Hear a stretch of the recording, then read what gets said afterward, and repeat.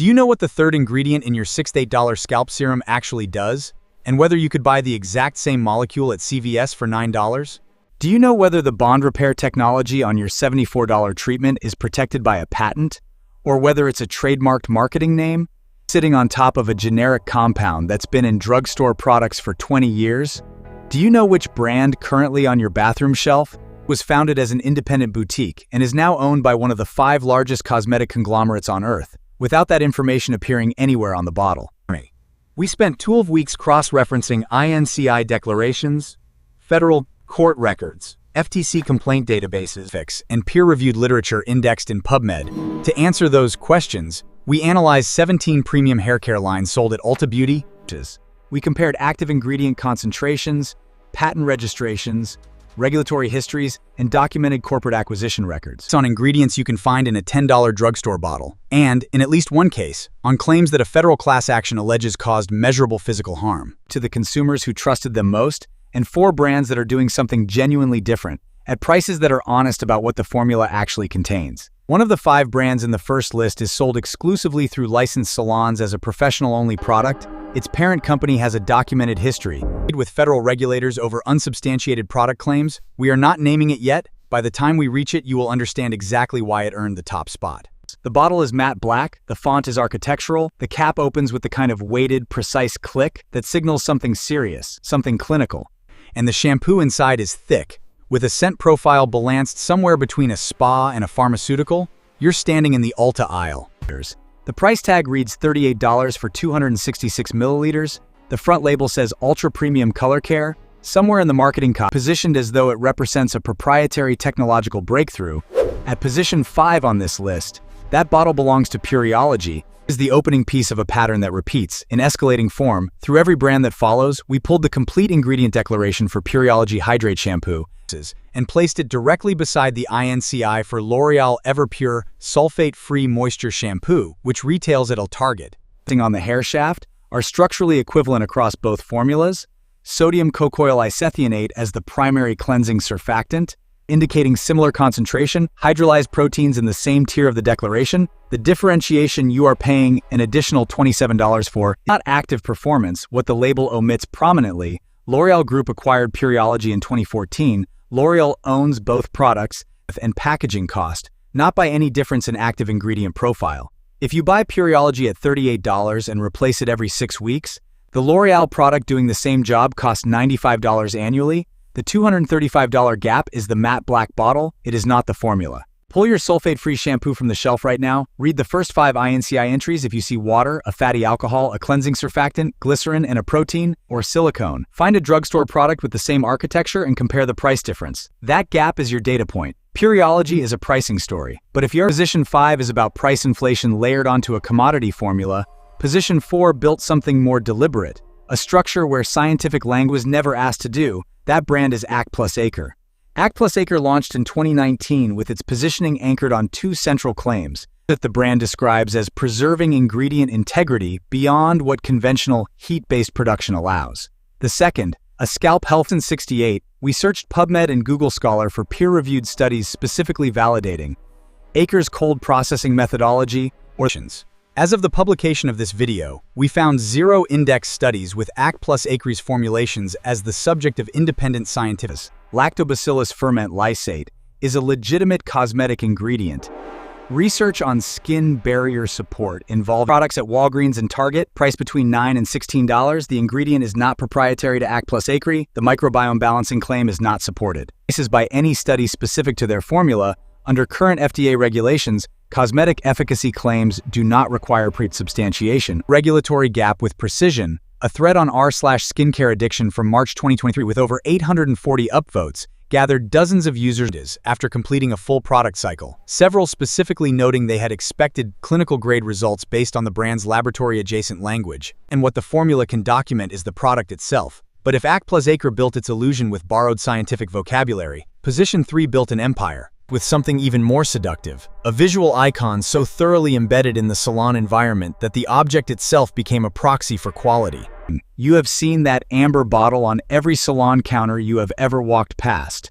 Position 3 is Moroccan oil, built an entire product universe on one proposition: argan oil. The brand name is argan oil, the bottle color is argan oil, the origin story is argan oil, and when you read the INCI declaration, argan oil, Argania spinosa kernel oil, appears in the bottom half of the list, meaning it is present at a lower concentration than the ingredients ranked above it. The primary ingredient in Moroccan oil treatment is cyclopentasiloxane, the second is dimethicone. Noting that the silicone to argan ratio in Moroccan oil treatment positions it as a silicone serum with argan oil as a supporting ingredient, not the primary mechanism of action. You are paying for the naming rights to an ingredient that is not doing the majority of the work. Moroccan oil's salon-exclusive distribution amplifies this dynamic. When a product cannot be found at Target or Walmart, the absence of mass market comparison removes the most immediate price reality check. According to trade publication Beauty Business News in 2019, salon tier distributors operate wholesale margins of 40 to 55% at retail, a structure that makes the salon itself a stakeholder in the premium price holding. Silicone performance is real, your hair will feel smooth and look reflective, but that performance is available at $9 per bottle from products with identical functional architecture. What you cannot replicate at $9 is the amber glass, the salon shelf placement, and the story attached to them. Stories, though, can outlive the people and the organizations that first told them, which is precisely what makes Position 2 Bumble & Bumble. For 2 decades, it was a genuine independent. Stylists recommended it because they had built careers around it, the kind of trust that takes a generation to construct. That story is still active on Bumble & Bumble's website today. The homepage references its origins as if they still define what the brand is. What the homepage does not tell you with comparable prominence, Estée Lauder Companies acquired Bumble & Bumble in 1999. That is 25 years of Fortune 500 ownership. Operating behind branding that continues to communicate boutique independence, Estée Lauder Companies generates approximately $15 billion in annual revenue. Operating at multiple price tiers, we compared the INCI of Bumble & Bumble's Hairdresser's Invisible Oil, $32 for 150 milliliters, with structurally equivalent Estée Lauder tier products. The key functional actives are cyclopentasiloxane, cyclohexaloxane, and operating in the same corporate portfolio. The FTC's 2019 revised guidance on endorsements specifically addresses false. Bumble & Bumble has not been formally cited under that guidance, but when you pay $32 for the story of a New York salon that no longer owns the brand, that sold its independence to a conglomerate before most of its current customers were in middle school, you are paying for intellectual property, not formulation. And yet, every brand we have covered so far represents a financial transaction. You lost money, you were overcharged. What comes next at Position 1 is a different category of failure entirely, because Position 1 is where a community lost something that money cannot measure. Number 1 is DevaCurl. In the case that separates a pricing problem from a harm problem, DevaCurl built its business around a specific and historically underserved consumer, people with curly and wavy hair, who had spent decades navigating a hair care industry designed around a straight hair default. The DevaCurl method, hundreds of thousands of people built their entire hair relationship around these products. They trusted DevaCurl with hair that takes months, sometimes years, to grow back. Then around 2018 and 2019, DevaCurl reformulated several of its core products. The reformulation was not announced publicly. The formula changed, the packaging did not. By late 2019, reports began accumulating across the DevaCurl Facebook and on YouTube, where multiple curly hair creators with audiences exceeding 100,000 subscribers documented what they did after extended product use. In February 2020, a class action lawsuit was filed in the Southern District of New York, alleging that the reformulated products caused hair loss and scalp damage, and that the company failed to disclose material changes to the formula that had acquired DevaCurl in 2017 and generates approximately $24 billion in annual revenue. Denied covers. As of this recording, DevaCurl's website continues to describe its current products using language centered on curl health, damage-free performance, and that are the subject of the class action are no longer sold. But the trust architecture, the brand language that positioned DevaCurl as the company that finally understood curly hair, that built community around the specific vulnerability of that promise, remains fully active on every product page, used to sell a new line to a community that was given no transparent account of what happened to the last one. The injury here is not only financial. A community of people who had invested identity, time, and an intimate kind of trust into a brand that claimed to understand them, discovered that the formulas they depended on had been reformulated without notice, allegedly in ways that caused physical damage, while the corporate parent denied responsibility and divested the brand to another entity. That is institutional betrayal. That is why DevaCurl is number 1 on this list. What these 5 brands share is not incompetence, it is calculation. They identified a consumer who wants to believe that premium means better, and they built pricing structures on that belief, knowing that the FDA does not require pre-market substantiation for cosmetic claims, and that most consumers will never open an INCI list. Understanding that mechanism is the first half of what this investigation is for. The second half is more useful, because there are brands in this category doing the actual work, documenting the formulas, running the studies, pricing honestly, and telling you exactly what you are getting and why. Here are the 4 that earn that description, and the first brand in this half of the investigation is one you have almost certainly walked past in a Walgreens without picking up, because the packaging does not perform the premium signal that most people have been trained to associate with serious hair care. At position 1. In the best list, that brand is Not Your Mother's. Not Your Mother's Curl Talk Defining Cream retails at $9.99. The INCI leads with water, then behentrimonium methosulfate, a conditioning agent with a well-documented safety and efficacy record, including a 2011 ingredient review panel, followed by cetearyl alcohol, glycerin, and panthenol at INCI positions indicating functional concentration, no claims referencing microbiome science, no origin story suggesting a Swiss laboratory. We cross-reference this formula against 3 curl creams for the functional architecture, the category and sequence of conditioning agents, humectants, and film-forming emollients is equivalent by INCI position, meaning the $9 product likely contains more of the clinically studied humectant than the luxury alternative priced 4 times higher. No class actions on record, with no FTC complaints, no corporate acquisition erasing an independent identity. The brand is, in the most basic sense, what it presents itself as. In a category where that has become unusual, it is a legitimate first position. Transparency, though, can go further than a clean label, and position 2 in this list, Prose, has made full ingredient disclosure into its operational model. Prose is a custom haircare brand founded in 2017 and headquartered in New York. It builds formulas based on individual hair profile assessments and ships each product with its complete, individualized INCI declaration, documented INCI position, which reflects its actual concentration. If a conditioning agent is present, you can see where it ranks. Prose does not use trademarked ingredient names. To obscure generic molecules, a 2021 analysis on the Beauty Brains, a platform operated by cosmetic chemists with industry formulation background, and identified it as structurally more transparent than the majority of premium-tier competitors evaluated in the same period. Prose's average price per unit sits between $40 and $50 within the premium segment, but because the formula is built specifically for your hair type and condition, the cost per effective use is demonstrably lower than a generic formula, addressing issues you may not have. When a brand will show you every ingredient in the specific product made for you, in the order of its actual concentration, that is a materially different relationship with the consumer than any brand in the first half of this video offered.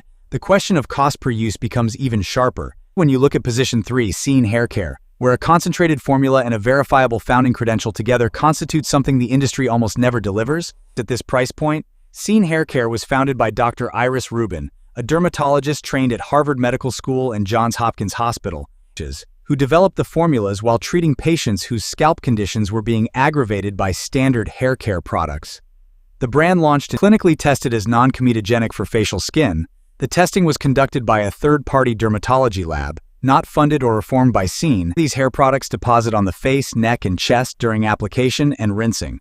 Does not clog pores? That is a claim with a test behind it. The formulas are concentrated. A 6-ounce bottle of Scene Repair shampoo yields more wash cycles than most 10-ounce shampoos in the same tier. Because active delivery is not padded by excess water in the formula structure, at $30 per bottle, the cost per wash tracks below the $38 to $42 products in this category. Rather than by volume, we found no FTC complaints, no class actions, no documented reformulation events on the product. Her credentials are publicly verifiable. The clinical claim is one that can be checked by any dermatologist with access to the testing protocol. And then there is position 4, the standard, not just for this list, as a reference model for what responsible formulation, and position 4 is K18, and what separates it from every other brand in this investigation, including the 3 that preceded it in this second list, is that the mechanism of action on the label is documented at the molecular level in a federal patent. K18 launched in 2020 built around a single product, a leave-in molecular repair mask. The active compound is K18 peptide, a biomimetic peptide the brand claims a marketing claim. It is described in U.S. patent number 11612637B2, filed with and granted by, specifies the molecular structure of the peptide, and documents the mechanism by which it interacts with the hair's keratin infrastructure. This is a novel compound with a registered IP filing. It is not a trademark name for a generic ingredient. Efficacy data was presented at the 2021 IFSCC, the primary peer-reviewed scientific congress for cosmetic formulation globally. based on a trial of 62 participants with chemically damaged before and after treatment, and found statistically significant improvement across all three measures. The conference presentation is publicly listed in the IFSC. In 2023, we note that we also note that the evidence for K18's efficacy predates it, that do not require Unilever's current ownership to be valid, at $75 for a 1-ounce jar, used in pea-sized amounts. The cost per treatment is under $2.50. The bond repair products at position 5 of the first list, sold at $74, cost you more per application for less documented performance. K18 is not the cheapest product in this investigation, but every dollar of its price has documentation behind it. It's in a category where documentation is the exception. That is the highest standard we found. 5 brands, 5 different versions of the same decision, to charge premium prices. For something other than premium formulation, Pureology, selling L'Oreal's own mass-market architecture inside a matte black bottle at a independent study has validated Moroccan oil, naming itself after an ingredient that is not doing the primary work in the formula. Bumble and Bumble, sustaining a New York salon, pendants narrative that Estee Lauder purchased 25 years ago, and Devacurl, whose undisclosed reformulation became the subject of a federal class action filed by the community that had trusted it with the most intimate kind of consumer loyalty, and 4 brands that made a different choice, not your mother's, delivering equivalent functional architecture at a fifth of the price with no exaggerated claims. Pros, showing you your complete, individualized INCI before the product arrives at your door, and running the non-obvious claims through an independent lab. And K18, the only brand in this investigation with a novel patented compound. It's an International Cosmetic Science Congress. And a documented molecular mechanism for every claim on the label. You now have 2 tools for any category. The first is the INCI list, which every product sold in the United States is required by law to publish, and which tells you in order of concentration exactly what you are buying. And the second is the question, where is the study, who ran it, who funded it, and where was it published? If the answer is a brand-commissioned study never released for peer review, a trademarked ingredient name with no underlying patent, or no answer at all, you now know what that silence costs. Tell us in the comments, which product on your shelf are you checking first? Share this video with someone who is still buying the amber bottle without reading the back label. Subscribe, because next we are turning the same methodology on the skincare supplement category, where the markup makes hair care look conservative. The regulatory gap is even wider, and the brand recommended most frequently by dermatologists on social media has a financial involvement with those same